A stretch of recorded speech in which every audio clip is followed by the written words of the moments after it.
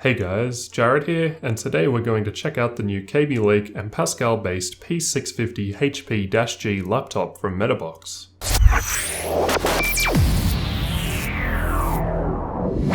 The P650HP-G is a newer and higher-end laptop in the Prime series from Metabox, an Australian company that specialise in custom high-end laptops. This laptop is similar to some of the previous models that I've previously reviewed, with similar specs. However, now we have Intel's 7700HQ Kaby Lake CPU here. How does this change affect performance? We'll find out in our upcoming benchmarks. Inside the box we have the laptop itself, user guide and driver CD, as well as the power brick and power cable. So let's jump right into the specs of the laptop. Keep in mind you can customize these when ordering online, so you can select the components that you want, which may differ from what I have here. In my configuration for the CPU, as mentioned, we've got an Intel Kaby Lake 7700HQ at 2.8 GHz, which can turbo up to 3.8 GHz. This is a quad-core CPU with 4 cores and 8 total threads with hyperthreading. For memory, there's 16GB of DDR4 RAM at 2400 MHz. For storage, there's an Intel 540S 240GB SATA 3 M.2 drive, which runs the Windows 10 Home Edition operating system, and for graphics there's an Nvidia GeForce 1060 with 6GB of GDDR5 memory. The display is a 15.6 1080p IPS WVA 120Hz LED backlit panel with a matte finish. This model also has Nvidia's G-SYNC technology, which keeps the refresh rate of the display in sync with the graphics card, removing screen tearing, which results in a much better experience with games. For network connectivity, there's a gigabit Ethernet port and an Intel 3165 wireless AC card, which also provides Bluetooth. All of this hardware is placed into a Clevo case, which has a black brushed metallic look to it and is made out of an aluminium alloy, making the overall build quality really nice. The physical dimensions of the laptop are 38.5cm in width, 27.1cm in depth, and just 2.5cm in height, so it's pretty thin for the amount of power that you get inside. The total weight of the laptop is listed at being 2.6 kilos for the base model. Mine weighs in here at 2.7 kilos, which is still fairly portable in my opinion. Of course, the total weight will change depending on the hardware that you select. When combined with the power brick, it goes to around 3.6 kilos. I also found that the laptop case has enough weight to allow you to easily open the lid with one finger, which was nice. The screen looks great. One of the first things I noticed was how smooth everything was, as this one has been upgraded to the 120Hz 1080p panel. By default, this laptop comes with a 60Hz 1080p panel, and can also optionally be upgraded to a 4K panel, though I personally can't recommend this on a 15-inch screen. I've run into all sorts of scaling issues in Windows with 4K at 15 inches. A lot of programs just end up looking terrible. The screen looks nice under both normal conditions and even in the dark. I did my usual backlight bleed test, which involves making the laptop show a black screen in a dark room to help emphasize any bleeding around the edges. I then take a long exposure photo with the camera to help display this. However, in this case there was no observable backlight bleed, which was awesome. Even in this worst case scenario test, the whole panel looks pretty much the same with no bleed. The brightness can be adjusted quite a bit, and the viewing angles on the screen are very good. I can easily see details clearly from any sharp angle, which has always been the case with all Metabox laptops that I've looked at so far, and it's still impressive each time. The surface of the screen has a matte finish to it, which I personally prefer over a glossy screen, as you can more easily see what you're doing regardless of the lighting situation, as there'll be much less distracting reflections shown. As mentioned, this model also comes with Nvidia's G-SYNC. I found that G-SYNC significantly helped in reducing screen tearing while playing games, and should definitely be considered if you're looking for a laptop that you're planning on playing a lot of games on, and you want the smoothest possible experience. I've done a whole video talking about if G-SYNC in a laptop is worth it, so you can check that out for further information. Above the display is the inbuilt 2-megapixel camera, which is capable of full HD 1080p video. While the quality isn't amazing, which seems to be pretty common with inbuilt laptop cameras, it's definitely good enough to get the job done for things like video chat. The keyboard appears to be the same one in the P650RS-G video that I did recently, which is great as it's quite a good laptop keyboard. The keyboard looks good and feels nice to type on. It's a full-sized keyboard with numpad included, and all of the keys are RGB backlit, allowing you to customize how it looks. I also found very little flex when pushing down hard on the keys, which was nice. The whole thing feels nice and sturdy. As I've mentioned before, I found the included FlexiKey software installed to be a little bit difficult to work with, though that seems to be fairly standard with keyboard software for changing coloring from my experience. In particular, it seems that you can only specifically customize different groups of keys together rather than individual keys, and the available effects were a little limited, with some of my favorites missing, though these points could probably all be addressed in a software update, and aren't a problem problem regarding the laptop itself. The touchpad also appears to be the same from previous models I've reviewed. It works well, it's a decent size, and is easy to use. I like the physically separate left and right buttons, which are either side of the fingerprint scanner. They're clicky without being too loud. Just above the keyboard are the front-facing Onkyo speakers, which sound fairly decent for laptop speakers, though I did notice the absence of any bass. Now let's take a look at the available I/O on offer. On the left-hand side there's a HDMI port, a powered USB Type-A 3.1 port, and 2 mini display ports with version 1.3. Over on the right there's an SPDIF microphone and headphone jack, 6-in-1 card reader slot, 2 USB Type-C ports with 3.1 Gen 2 support, a single USB Type-A 3.1 port, gigabit Ethernet, and Kensington lock. The front only features some status LEDs. On the back there's the DC power port that the included power brick plugs into, as well as a single USB 3.0 Type-A port. Underneath there's a bunch of air intakes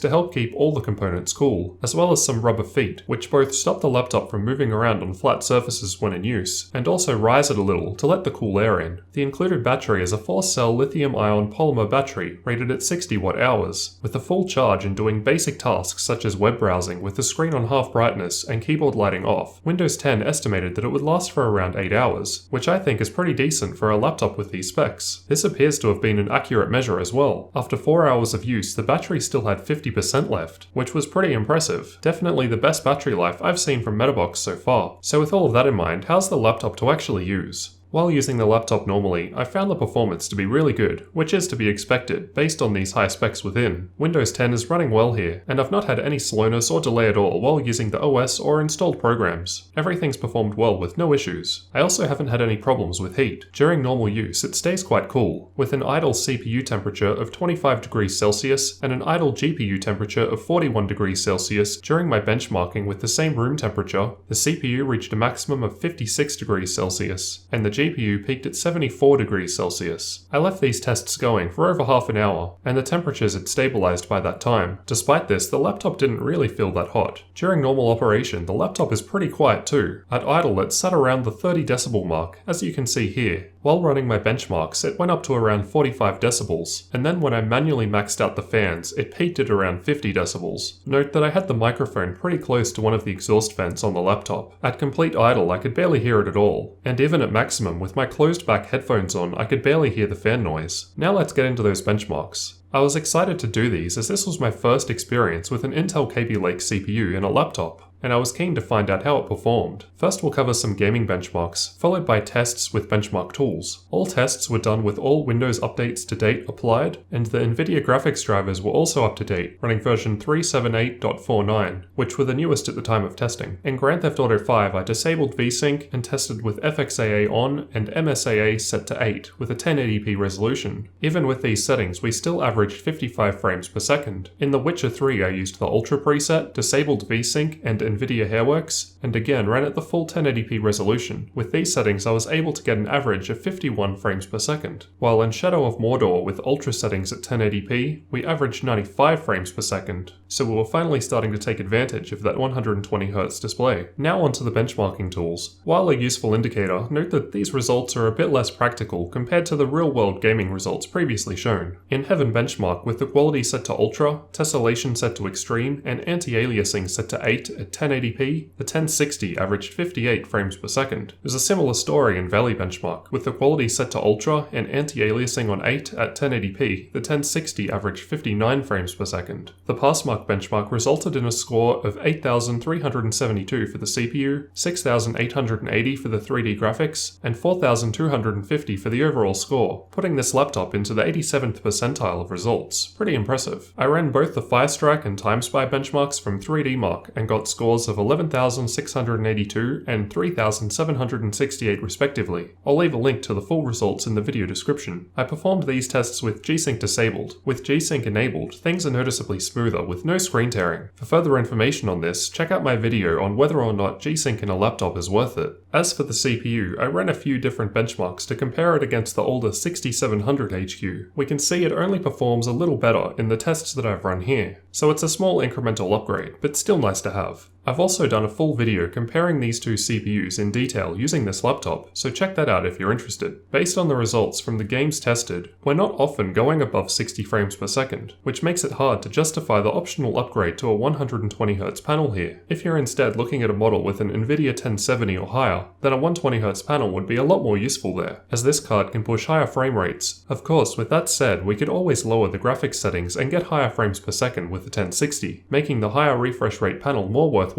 It depends on whether or not you want to sacrifice graphics quality a bit for higher frame rates. However, the higher frame rates do look nice and smooth with the 120Hz panel. In Crystal Diskmark, the SSD performed around 550 MB per second in sequential reads and 350 MB per second in sequential writes. These kinds of speeds are to be expected from modern SATA-based SSDs. You can optionally upgrade to a PCI Express-based SSD, which should perform a bit better. And there's also expansion for adding a second M.2 drive, as well as two 2.5-inch drives, though of course note that this will increase the overall weight of your laptop, as well as power draw. The laptop comes with a 2-year warranty with the option of extending to 3 years, and in the past I've found dealing with Metabox support to be a great experience overall. They were helpful over the phone when troubleshooting a problem, and the first year of the Platinum warranty includes covering any shipping costs if you need to send the laptop back for any reason, such as repair. The Metabox P650HP-G is quite a powerful laptop, which is capable of running current games at respectable frame rates with high settings, thanks to Nvidia's GTX 1060. The Kaby Lake based CPU also gives us a slight edge over the older Skylake series. The P650HP-G starts at $1,979 Australian dollars, and most of the components can be further upgraded to suit your needs, so the final price will depend on your custom selection. You can check out their website at metabox.com.au and customize your own high-end laptop. I've left a link in the video description for this specific model. So what did you guys think of the P650HP-G laptop from Metabox? Considering the decent specs, I think it's a pretty powerful and yet still portable laptop. Let me know what you guys thought down in the comments, or simply leave a like or dislike on the video, if you found it useful or not. Thanks for watching, and don't forget to subscribe for future tech videos like this one.